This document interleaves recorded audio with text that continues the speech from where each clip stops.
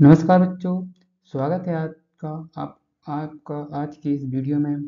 दोस्तों, I hope आप लोग बहुत बढ़िया होंगे और आपकी गर्मियों की छुट्टी बहुत अच्छी कट रही होंगी।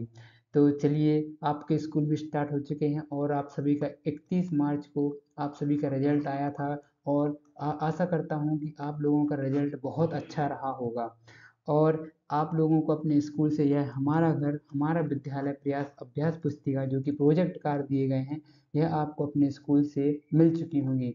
इसमें जो यह पुस्तिका है, यह पुस्तिका महत्वपूर्ण इसलिए है क्योंकि इसके जो नंबर हैं, वह नंबर जो इसमें जो नंबर मिलते हैं वह नंबर आपकी वार्षिक परीक्षा में ऐड होते हैं और जो इसमें प्रोजेक्ट दिए गए हैं वह प्रोजेक्ट आपके वार्षिक परीक्षा में भी पूछे जाते हैं, त्रैमासिक परीक्षा में भी पूछे जाते हैं। इनसे प्रश्न आते हैं, जो प्रोजेक्ट कर दिए गए हैं ना, इनसे वो प्रश्न भी पूछे जाते हैं और इसीलिए आप लोगों को यह प्रोजेक्ट कार्य अच्छे से पढ़ना है और जो भी मैं एक्सप्लेन कर रहा हूँ वीडियो में वह अच्छे से आपको ध्यान से सुनना है। और दूसरी चीज़, आपको कुछ प्रोजेक्ट कार्य अभी अप्रैल में आपको भरकर अपने स्कूल में चेक करवाने होंगे और दिखाने होंगे क्योंकि उनके नंबर भी क्या होते हैं, ऐड होते हैं। तो चलिए देखते हैं, मैंने आप सभी को पूरे प्रोजेक्ट कार्य जो हैं इसमें दिए गए हैं। मैं बता देता हूँ जैसे। तो चलिए शुरुआत करते हैं हम अपनी वीडियो की यहाँ से। सबसे पहले हमें यहाँ पर दिया गया है प्रोजेक्ट कार्य 1। तो सबसे पहले आप सभी को मैं बता दूं, आपको यह प्रश्न दिया गया है और इसके कुछ पॉइंट दिए गए हैं। इन पॉइंटों को आपको देखना है और इसमें जो प्रश्न पूछे गए हैं वह प्रश्नों को आपको पढ़ना है। ये प्रश्न पूछे गए हैं प्रत्येक पॉइंट में, है ना, नदियों के किनारे बसे हुए शहर का नाम और मैंने इनके ये सॉल्यूशन बताए हैं। चलिए समझते हैं पहले प्रश्न में हमसे क्या पूछा गया है। तो पहले प्रश्न में पूछा है कि प्राचीन शहर नदियों के किनारे पर बसे हुए हैं। जो मतलब आप सभी को पता है कि जो प्राचीन शहर है, मतलब पुराने शहर हैं, वो क्या है, नदियों के किनारे बसे हैं। जैसे एक ये नदी है, तो ये नदी है, मान लो ये नदी है ना, तो इसके किनारे क्या रहे, शहर बसे रहते हैं बहुत सारे। और ये एक शहर यहाँ बसा, तो ये ऐसी लंबी नदी निकल गई तो कुछ शहर यहाँ बसे हुए हैं। तो इसमें यही पूछा है कि जो किनारे पर शहर बसे हुए होते हैं, सोचिए और लिखिए कि यह शहर नदियों के किनारे पर ही क्यों बसे होंगे।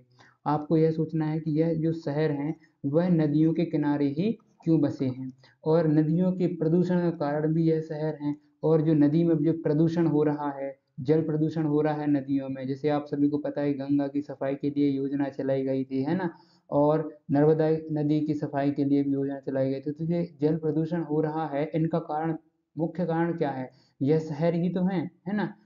तो आपको इन सब के बारे में सोचना है और बताना है, यदि हाँ तो कैसे, और लिखिए। अगर आप बोल रहे हैं कि हाँ जल प्रदूषण का कारण यह शहर है तो क्यों है, कैसे हैं, यह भी आपको लिखना है। तो चलिए सबसे पहला पॉइंट देखते हैं। सबसे पहला पॉइंट हमसे पूछा गया है कि नदी के किनारे बसे हुए शहर के नाम लिखिए। जो आपको सबसे पहला प्रश्न पूछा गया है यहाँ कि जो नदी हैं उनके किनारे बसे हुए शहरों के नाम लिखने हैं। तो कुछ नदियों के नाम मैंने यहाँ पर लिखे हैं, जैसे ये क्षिप्रा, गंगा, हुगली, यमुना और नर्मदा। तो चलिए एक एक को देखते हैं। सबसे पहले क्षिप्रा की बात कर लेते हैं। तो क्षिप्रा नदी आप सभी को पता है कहाँ से निकलती है, जाना पाव की पहाड़ियों से निकलती है। आपको इसमें यह नहीं लिखना कि कहाँ से कौन सी नदी निकलती है, बस आपको पता रहना चाहिए मोटा मोटा। और इसके बाद देखिए यहाँ पर ये लिखा है कि क्षिप्रा नदी। तो क्षिप्रा नदी के किनारे कौन सा शहर बसा हुआ है, उज्जैन शहर बसा हुआ है। उज्जैन शहर महाकालेश्वर, यहाँ पर आपको पता है महाकाल की नगरी है उज्जैन, और वहाँ मंदिर भी है महाकाल का, ज्योतिर्लिंग है, 12 ज्योतिर्लिंग में से एक ज्योतिर्लिंग उज्जैन है। और जो मंदिर है उसके जस्ट पीछे से ही आगे, सॉरी मतलब ये मंदिर है और यहीं उसके सामने से क्या निकली है, ये क्षिप्रा नदी निकली है। आप कभी जाए मंदिर तो वहाँ क्षिप्रा नदी को भी देख कर आइएगा। और चलिए देखते हैं नेक्स्ट नदी अपनी क्या है, गंगा नदी। दूसरा है गंगा नदी, आप लिख सकते हैं। तो गंगा नदी के बहुत सारे शहर बसे हुए हैं गंगा नदी के किनारे पर। आपको एक आध शहर का नाम लिखना है, जिसे मैंने लिख दिया यहाँ पर हरिद्वार। तो आपको, आपके अगर मन में दूसरा कोई शहर आ रहा है तो वह भी आप लिख सकते हैं। और उसके बाद देखिए मैंने तीसरी नदी हुगली नदी लिखी है। हुगली नदी कहाँ है, यह कोलकाता में है। कोलकाता कहाँ पर है, पश्चिम बंगाल में, वेस्ट बंगाल में क्या है, कोलकाता है। तो यहाँ पर अब देखिए, यहाँ नेक्स्ट नदी है यमुना नदी, आप लिख सकते हैं यमुना नदी। आगरा, आगरा शहर बसा हुआ है, मुख्य शहर है आगरा, है ना। और आगरा कहाँ पर है, यूपी में है। और ये आगरा कहाँ पर, यमुना नदी के किनारे बसा हुआ है। और आगरा में क्या है, ताजमहल है। आप सभी को पता है कि ताजमहल कहाँ पर है, आगरा में है। और जो ताजमहल है उसके जस्ट पीछे से ही ये यमुना नदी निकलती है। आपने फोटो वगैरह में देखा होगा ताजमहल की फोटो, तो उसमें देखेंगे आप पीछे से क्या है, ये जैसे ताजमहल बना हुआ है यहाँ, तो इसके पीछे से यहाँ क्या निकली है, यमुना नदी निकली हुई है। और इसके बाद देखिए नर्मदा नदी, तो नर्मदा नदी के जैसे ये मध्य प्रदेश में आपको पता है नर्मदा, मध्य प्रदेश की गंगा नर्मदा को बोला जाता है। जैसे ये मध्य प्रदेश का अपन आप नक्शा देख सकते हैं, ऐसे ही बना दिया मैंने मध्य प्रदेश। तो यहाँ ये अमरकंटक, तो अमरकंटक से निकलती हुई ऐसे ऐसे ऐसे गुजरात में होती हुई है, अरब की खाड़ी में मिल जाती है। और उसके बाद देखिए यहाँ पर ये जबलपुर है, यहाँ पर बहुत सारे शहर बसे हुए हैं इसके नदी के किनारे आसपास, है ना। तो आपको जैसे यहाँ होशंगाबाद बसा हुआ है, यहाँ नर्मदा नदी, यहाँ जबलपुर बसा हुआ है, तो आप जबलपुर लिख दिए, होशंगाबाद लिख दीजिए, और कोई भी शहर आपको अगर नाम याद आ रहा है तो वह भी आप लिख सकते हैं, है ना। तो आपको यही लिखना था कि जो नदियों के किनारे बसे थे शहर, उनके नाम लिखने थे और नदियों का नाम लिखना था। इस क्वेश्चन में बस इतना ही पूछा गया था हमसे। चलिए देखते हैं दूसरा प्रश्न, एक सेकंड में इसको रफ कर लूँ, है ना। और आप जब तक दूसरा प्रश्न पढ़िए, दूसरा प्रश्न हमसे क्या पूछा गया है। तो हमसे दूसरा प्रश्न पूछा गया है कि शहर नदियों के किनारे बसे होंगे, तो आपको यह बताना है कि शहर नदियों के किनारे क्यों बसे होंगे, क्यों बसे होंगे। जो शहर हैं वह नदियों के किनारे क्यों बसे होंगे, तो जो शहर हैं वह नदियों के किनारे इसलिए बसे होंगे, क्यों बसे होंगे, इसलिए बसे होंगे क्योंकि पानी की उपलब्धता है। जैसे कोई भी अगर एक मान लो एक नदी है ये, तो इसके आसपास जो शहर बसा है, तो वह क्यों बसा है भाई, जिससे पानी मिल सके उसको पर्याप्त मात्रा में, है ना, पीने के लिए और कपड़े धोने के लिए और दूसरे उपयोग के लिए पानी अच्छी से उपलब्ध हो सके। और दूसरा कारण क्या हो सकता है, परिवहन में सुविधा। जैसे मान लो एक शहर ये बसा हुआ है, एक शहर ये बसा हुआ है, एक शहर ये बसा हुआ है, तो अब किसी आदमी को इस वाले गांव के किसी आदमी को इधर से होते हुए इधर जाना है, तो वो पहले रोड नहीं होती थी, है ना, तो बाय रोड भी जा सकते हैं आप, या फिर बाय रिवर जा सकते हैं, नदी। तो आप यहाँ नाव से दूसरे गांव में जा सकते हैं। तो यह भी एक कारण था जिसके किनारे पर, जिस कारण से नदियों के किनारे पर क्या बसे हुए होते थे, शहर बसे हुए रहते थे। और देखिए यहाँ पर है कि नदी के किनारे बसे शहर पर्यटकों के लिए आकर्षक होते हैं। जो भी नदियों के किनारे जो शहर बसे रहते हैं वहाँ बहुत अच्छा रहता है, तो लोग भी दूसरे गांव से, दूसरे शहरों से नदियों के किनारे जो बसे शहर हैं वहाँ आते हैं घूमने, तो ये पर्यटक का साधन भी बनते हैं, पर्यटक, है ना, पर्यटकों के लिए आकर्षक भी होते हैं। और देखिए नदी के किनारे बसे शहरों में जल संबंधी उद्योगों का विकास होता है।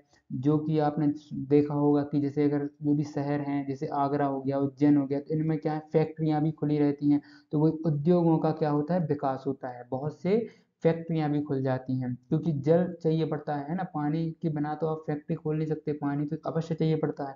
तो जल के कारण वो क्या करते हैं, फैक्ट्री भी खोलते, तो वो उद्योगों का विकास होता है, उद्योग खुलते हैं तो शहर का भी विकास होता है। तो यह कुछ कारण थे जिस कारण से क्या है कि शहर नदियों के किनारे बसे रहते हैं।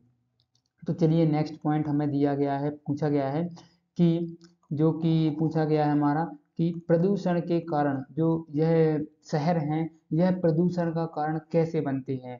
जो यह शहर हैं नदियों के किनारे, यह शहर प्रदूषण का कारण कैसे बनते हैं। तो जो जो मतलब नदियों के किनारे जो शहर बसे रहते हैं वो प्रदूषण के कई कारण है होते हैं। जैसे अवशिष्ट पानी का निकास, मान लो जैसे अब कोई भी अवशिष्ट पानी है, जैसे अपन जो यूज़ करते हैं नाला नाली वगैरह का पानी रहता है, तो वो अपशिष्ट पानी कहलाता है, गंदा पानी कहलाता है। तो जो गंदा पानी रहता है उसके निकास के लिए अपन लोग क्या कर देते हैं, वह निकालते हैं और नदियों में कर देते हैं, वो एक कारण बनता है प्रदूषण का। और दूसरा कारण क्या रहता है, जल सफाई की कमी। और अगर मान लो अगर हम ये जो गंदा पानी है इसकी सफाई फिल्टर करें इसको, उसके बाद नदी में जोड़े, तो यह क्या साफ हो जाएगा पानी, बट अपन ऐसा नहीं करते, क्या करते हैं अपन उसकी सफाई में कमी रखते हैं, जिस कारण से क्या होता है, प्रदूषण होता है। और उसके बाद देखिए हमें इसमें 5 पॉइंट लिखने हैं। तो चलिए और देखते हैं। देखिए यहाँ पर है तीसरा पॉइंट कि औद्योगिक प्रदूषण। तो औद्योगिक प्रदूषण होता है, जैसे मैंने आपको बताया था कि जो शहर हैं उनके किनारे क्या है, शहर बसे हैं नदियों के किनारे, तो उनमें क्या रहता है कि फैक्ट्री है, तो फैक्ट्रियों का जो पानी का प्रदूषण है वह भी निकास करेंगे। और चौथा कारण क्या है, कृषि और निवासी गतिविधियों के उत्पन्न प्रदूषण। जो भी कृषि से जो भी जल प्रदूषण हो रहा है तो वह भी क्या बनता है, उसका एक प्रदूषण का कारण बनता है। तो जो यह कुछ ऐसे मतलब कारण थे जिन कारणों से जल प्रदूषण होता है और वो शहर का जो स्तर है वह बढ़ जाता है प्रदूषण के कारण, है ना।